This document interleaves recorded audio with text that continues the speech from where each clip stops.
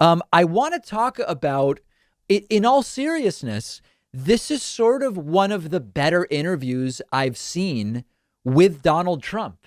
Thanks to the interviewer, Adam Shapiro from Yahoo Finance, not a guy I was familiar with that at least I remember ahead of this interview. Adam Shapiro did a 22-minute long interview with Donald Trump. It's absolutely horrifying for Donald Trump. But Adam Shapiro actually makes a real attempt to get Trump to answer the questions that he's asking and to insist by asking again when Trump goes elsewhere. It's still unhinged Trump, but Adam Shapiro was actually able to sort of get Trump to weigh in on certain things. Let's start with a clip. The topic is 2024.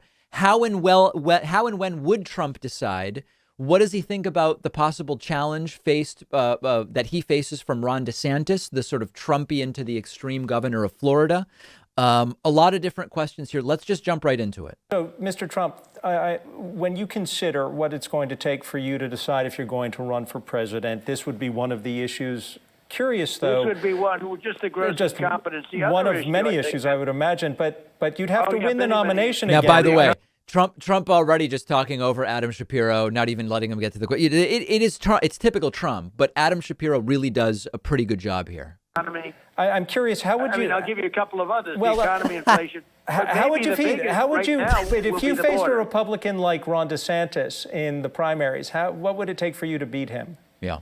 Well, number one, I don't think I will face him because I don't see that. If I did it, I don't see that. I think most people would drop out. I think he would drop out. And if I faced him, I'd beat him like I would beat everyone else, frankly. So this is interesting because Trump is saying he believes if he ran, a lot of people would drop out, either out of respect to Trump or for whatever. That's interesting to hear. And you take a look at what's going on in the polls, where I have way over 90%, and in some cases 98% approval rating of the Republican Party because I did a great job as president. Despite all of the hoaxes, despite the Russia. Now, it's not completely true what Trump is saying. Trump is dominating the primary field for 2024. But his approval is less relevant than the number who say they would vote for him to be the nominee. And that's about 58%. It's a high number. It's still the highest number anybody else has. But it is not, Trump by saying 90% or whatever is acting like he would get 90% of the primary vote. He may well have 80 or 90% approval, although he never really cites sources. He's polling in between 50 and 60 in terms of the actual primary. That now has been exposed as a total fraud. Despite everything, we did a great job. Largest tax cuts in history, rebuilt the military, Space Force, took care of our vets, 92% approval rating in the VA for the first time ever. Way higher than ever before. We did a job that nobody's done. And had COVID not come and interrupted, we had the greatest economy. Again, say what you want. We had 160 million jobs. Our country was never close to that. Now, of course, we've talked before about the labor participation rate sort of hoaxes. The population of the U.S. grows. And so most of the time we have more people working than ever before or close to it, and more people not working than ever before or close to it. That's just a political game that they play. It's never close to that. Mr. Trump, it's not what I want. It's just the jobs created during your administration. I think that it's the Bureau of Labor Statistics points out it was something like 6.4 million jobs. And during the Obama administration, it was 7 million jobs. But when I hear what you're saying about the need for perhaps you to run in 2024, what I'm hearing you say is you are going to run. Are you? No, I haven't said that. I said that if I do run, I think that I'll do extremely well. And I'm looking not only at polls, I'm looking at the enthusiasm. We did a great job. Now, when you say what you had just said, the economy, as you know, was very bad when he took over. So the economy wasn't terrible when I took over, but it wasn't great. It was stagnant and slow. I guess it was the worst recovery since the Depression of 1930. Okay, so Trump getting into his very strange and random kind of historical claims. But the truth is the economy was generally good under Trump until COVID hit. There was job creation under Trump, but the rate of job creation diminished compared to under Obama. And Trump got lower job creation with a significantly higher deficit. So we can analyze that for what it is, but let's make sure we're actually analyzing the real data. Next, Trump goes on to, Adam Shapiro moves on to Steve Bannon, where there seems to be a disagreement. Bannon says he talks to Trump regularly. Trump's like, no, I don't talk to the guy. I haven't talked to him for a long time. Mr. Trump, there's one last question I want to ask you as we wrap, and it's because I covered your administration for the first year and a half. I was in Washington, and I remember that Steve Bannon lost your trust when he spoke to Michael Wolff for that book, and he left the administration. But he's re-earned your trust, and I'm curious what he did to get back into your good graces and to get your trust. Yes. Well, Steve didn't get along with certain people in the administration, so I understand that happens, and it happens with all administrations, frankly. And for a period of time, he just didn't do it, and I understand that.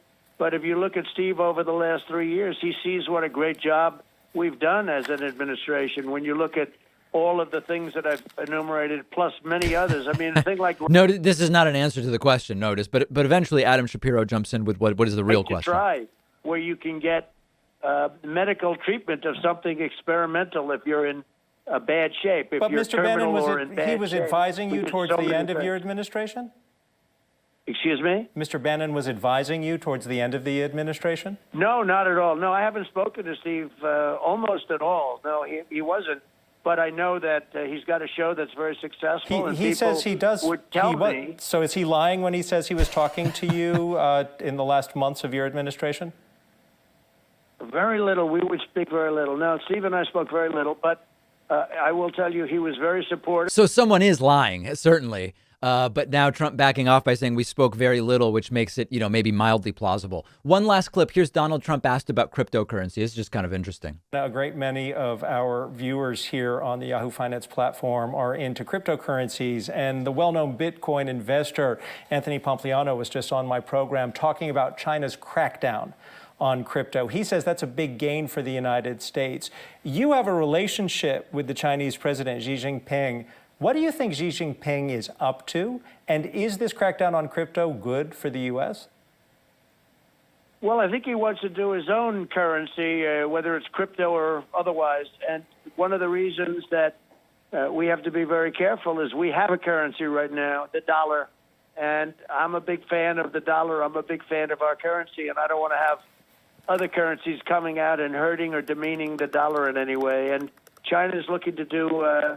China's certainly not looking to back the dollar, but right now they're based on the dollar, and they would probably have to stay that way unless we do something very foolish in our country. So what the takeaway here is Trump really doesn't know what he's talking about, but I liked the interview in that the interviewer prevented Trump from going totally off the rails. He kept Trump focused enough where you could tell Trump doesn't really understand these issues in any kind of serious way.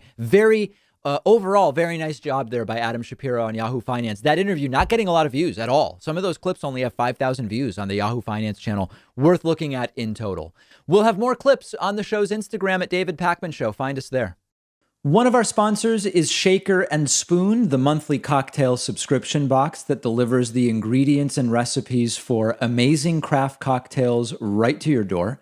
I use Shaker and Spoon to make cocktails at home. Always fun. The last one I made was Citrus Paradisi. Nice combination of vodka, tonic, lime, green tea, and rose. Nothing better than rose. You open the box, everything you need is right there. The recipe card, all the ingredients except for the alcohol.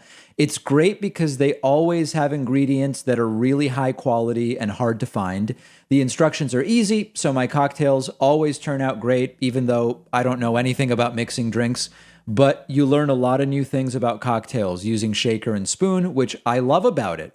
Opening up your Shaker and Spoon box is a great way to spend a night in, and you'll get $20 off when you use promo code PACMAN at checkout.